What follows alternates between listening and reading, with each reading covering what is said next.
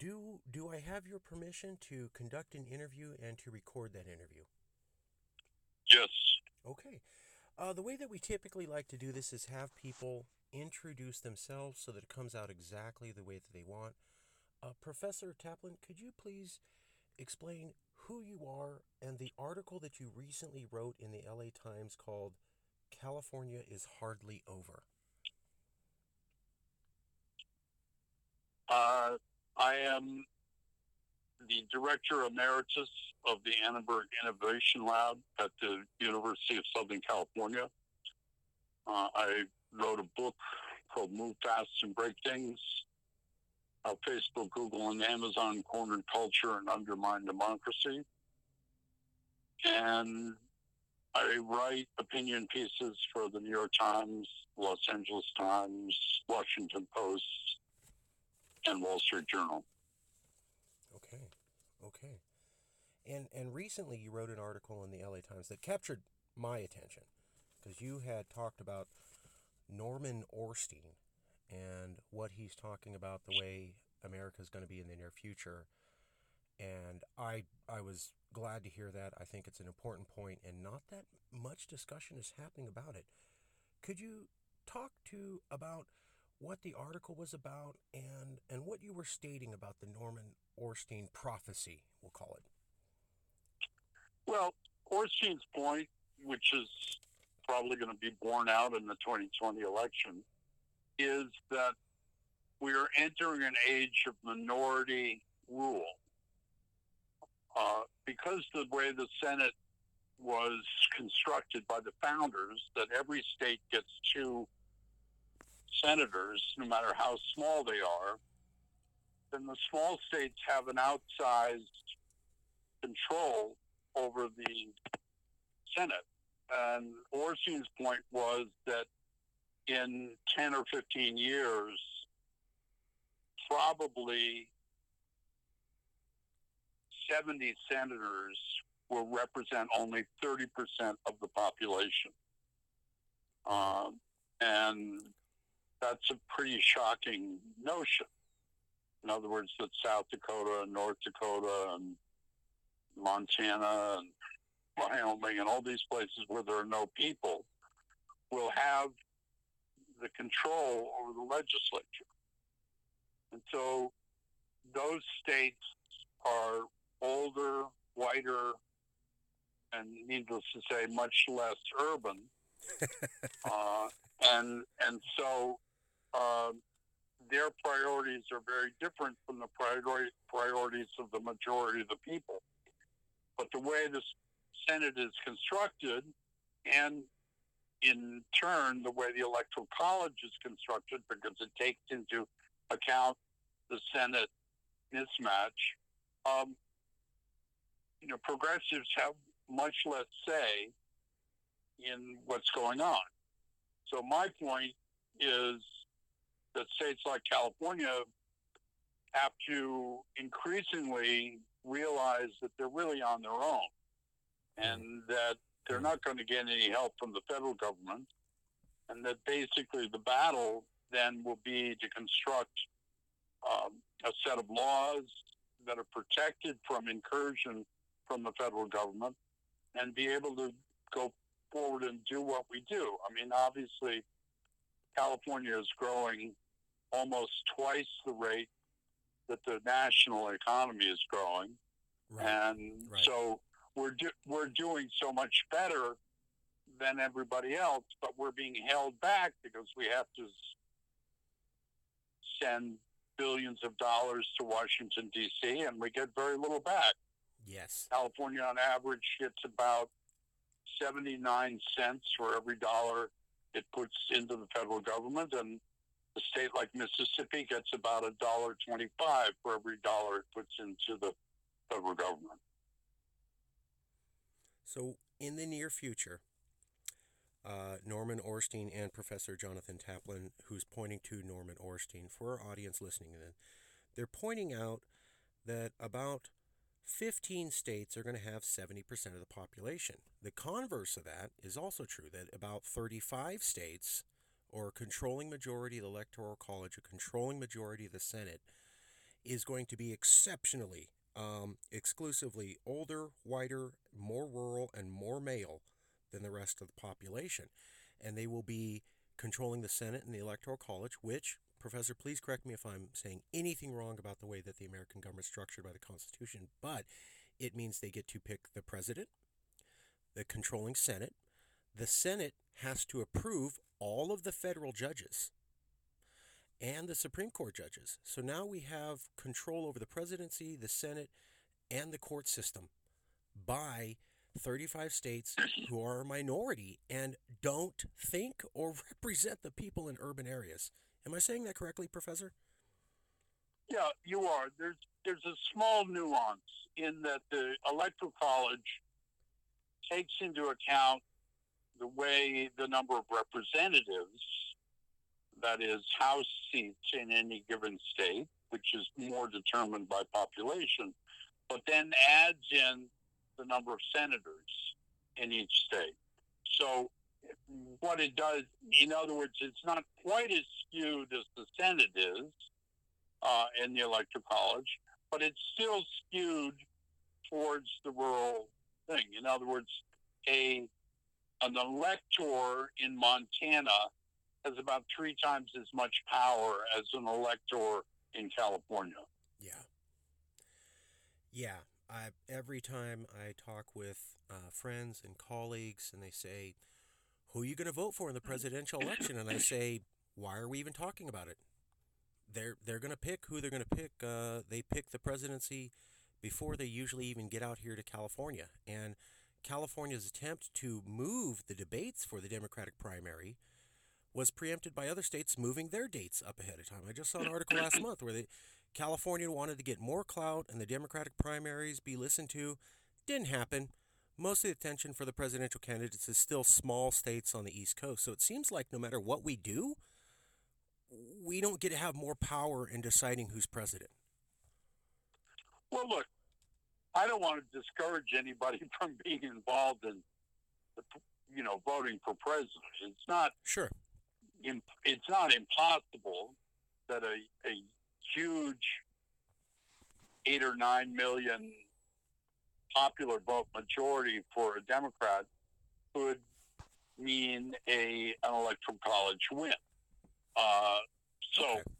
But on the other hand, my worry is even if for some miracle a Democrat got elected president, I'm fairly sure the Senate is still going to be in control of the Republicans.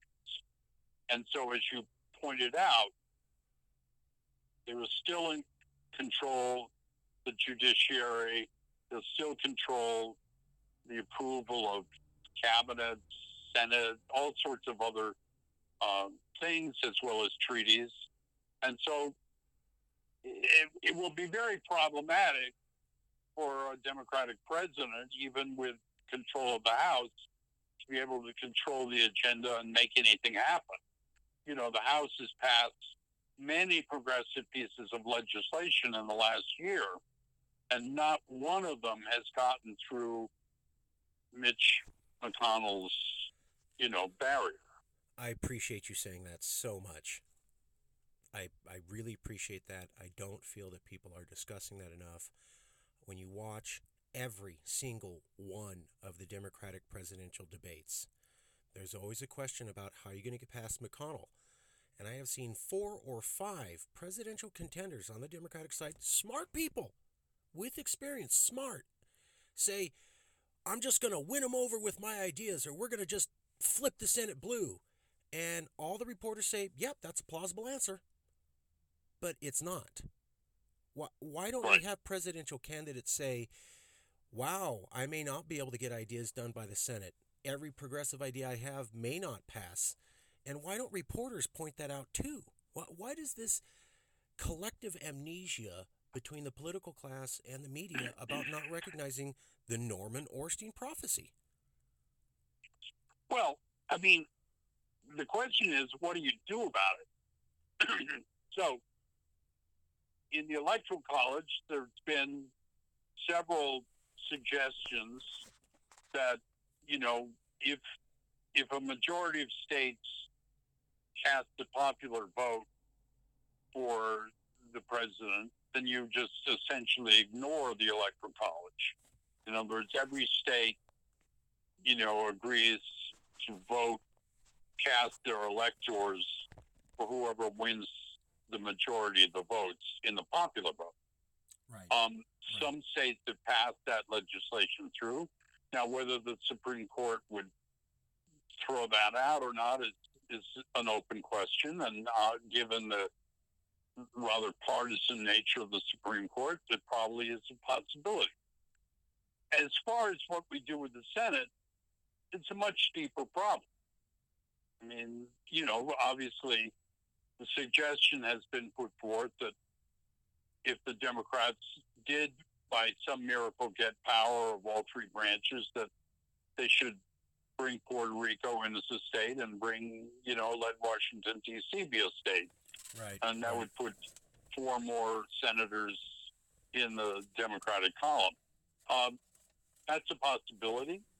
But, we still have, that's a big hurdle. But look, I mean, we cannot be in a place where we just say, well, this is unfixable.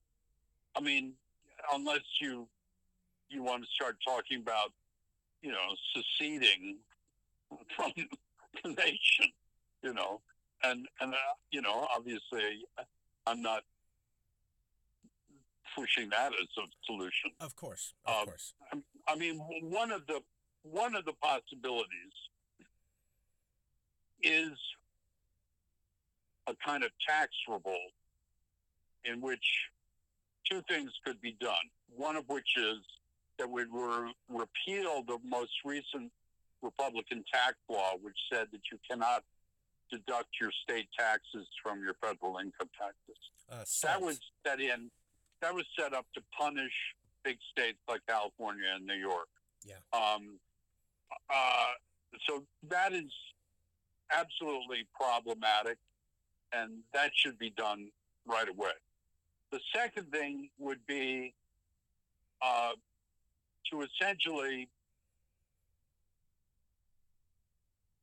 suggest that we cut income taxes across the board in terms of federal taxes, and we raise them across the board in terms of state taxes.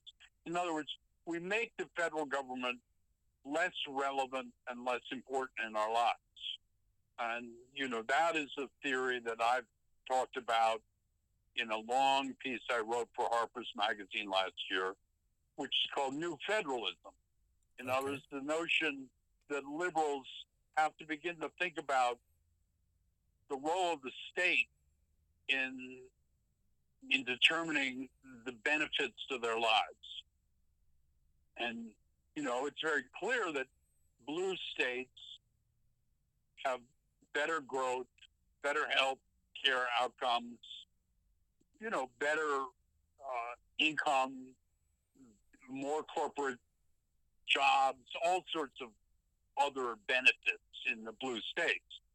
But the blue states, if they didn't have to spend as much money, as I say, sending to the federal government, and, let's be clear, about 58% of that discretionary budget goes to the military. Right. And so, that's going down a sinkhole in the Pentagon.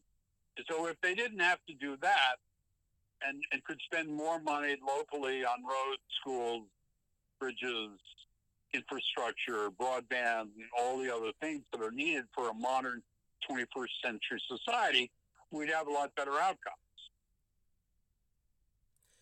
So possibly saying, okay, federal government, we want to do certain policies on our own. We're not interested in a war with you about that legally, like the 30 lawsuits that California has against the federal government standing at any moment this year.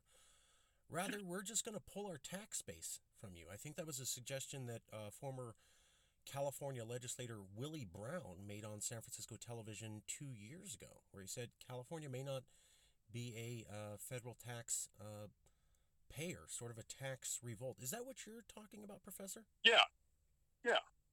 But, the funny thing is, that would cross that would make the Republicans crazy because, of course, they've been saying this for years: shrink the federal government. Yes.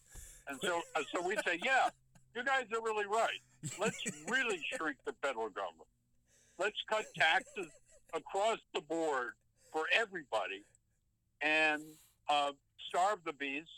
But we ought to be able to, at the same time, raise taxes at the local level, at the state and local level. So for this individual citizen, it's a net no change. Right. It's just you're reallocating money to the state and taking it away from the federal government. Right. So your state income tax goes up, maybe a county sales tax, and in return you don't pay federal income tax. Right. Well, you'd pay some, but you wouldn't pay as much as you pay now. Right. If I pay, 32% federal and 18% state, I would reverse those. I'd be paying 30% to the state and 18% to the federal government. Oh, how poetically justice. Nice. Yeah. How would California go about doing this? What let's say? Well, you'd have to combine up with a lot of other states. But the great thing is that where all the money is coming from are states that are getting screwed by the federal government. They're the net losers in terms of the federal tax expenditures. So, in other words, the blue states are all subsidizing the red states in terms of federal budget. Right. They're the blue states are the blue states are net losers in terms of return that they get back from the federal government, and the red states are net gainers. I was very upset and a bit angry. I'm born and raised here in California, and we do have high taxes and high regulation, and we do need to work on that. But we do a pretty good job growing the economy. And then when I saw the governor of Florida get elected, and on his platform, being elected as the governor of Florida, this is about 3 years ago, he trashed California. And he said, California has high taxes. All those businesses in California leave California and come to Florida, where our taxes are low because we appreciate business. And then what that governor left out was that Florida's able to do that because we subsidize them. Yeah, but quite frankly, none of those companies left California. Yeah, no, I was just upset. The governor of Texas has been saying the same thing for years, and it never happened. Because who the fuck wants to live in Texas or Florida? I mean, quite honestly. I mean, they call it the Golden State for a reason. But the duplicity, the misleading statement of we have lower taxes because of our values and California doesn't because they don't appreciate business, when the reality is our money is taken from us, not by our will, and given to those states, which allows them to have low taxes because the federal government gives them free cash. Yeah. I was shocked. So what you're saying is liberal, blue California start embracing some traditional conservative ideas such as states' rights and cutting taxes. Exactly. And we do that as a way to force the federal government to back off on certain policy areas that we don't appreciate. Right. Such as, I believe they just okayed for Donald Trump to start selling land in California for oil drilling this week. So things like that, where we don't want more oil rigs going up. Yeah, but Marcus will stop that. I mean, the good thing is Becerra hasn't lost a single one of his suits against Trump. I mean, Trump's just harassing us. But, we can pay for the lawyers to fight him. None of that's going to happen. I know. He's not, if we don't want him to drill oil in California, he won't drill oil. I promise you. I hope so. I really don't want that to happen. I am concerned, though, and I love Becerra. I think he's great. But I remember when Trump got elected, and I went to some of the emails and phone calls on the resist movement, and I was told Trump isn't going to be able to build the wall. We will punish companies that work for him. It will never go up, and he will never get the funding. And all of that has come to pass. So he's built 30 miles. What's the big deal? Yeah, it's a 2,000-mile border. Sure. He's built 30 miles. Sure. It's nothing.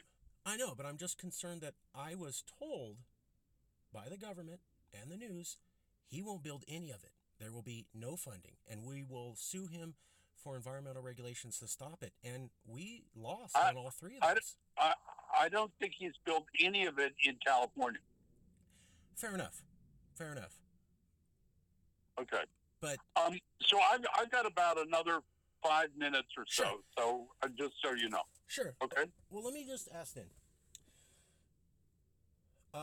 Norman Ornstein comes out with his prediction about the demographics and 35 states who are primarily red controlling American law, so that if California's around and progressive like Clinton gets elected, she may still have difficulty pushing an agenda through or having the court backs it up. Why aren't more people talking about this trend? I mean, all I seem to hear is a blue wave is coming. This seems to suggest the total opposite. Well, I mean, I'm a contrarian at heart. I think one ought to be prepared for the worst case situation, which is that Trump gets reelected in 2020. You think that can happen? And at that point, it could happen. And at that point, California is really going to have to assert itself and be able to do what it wants to do. Right. And that's going to require more fights, more court suits, and, that's just the way it is. And maybe tax revolt, I think you're suggesting. Is that correct? Well, that's the key part. Yeah. And right, and I think when we look at Orstein's talk about demographics, what he was suggesting was you may have more presidents who are not the popular choice, but win the Electoral College, and you may have more Brett Kavanaughs who are seen as extreme by the majority of the population, but a majority of the Senate. There's every possibility of that happening. I don't think Ruth Bader Ginsburg can hold out another 4 years. Yeah. Yes. And so what I would encourage everybody is to please read Professor Taplin's article, California is Hardly Over, in the LA Times. And please look into the Norman Ornstein prediction, because what they're saying is that it's quite possible there may be more Trumps in the future and more Kavanaughs. And that under the way things are structured now, there's little California could do to stop that. And if you really want to dive into it, there's a long article. If you just Google Jonathan Taplin, Harper's Magazine, you'll see a very long article about this. Okay? I will. Professor, any last comments, websites, links you want people to look at? Nope. Okay. Well, that's cool. I appreciate the interview, and thank you, sir. Thank you. Bye-bye. Bye-bye.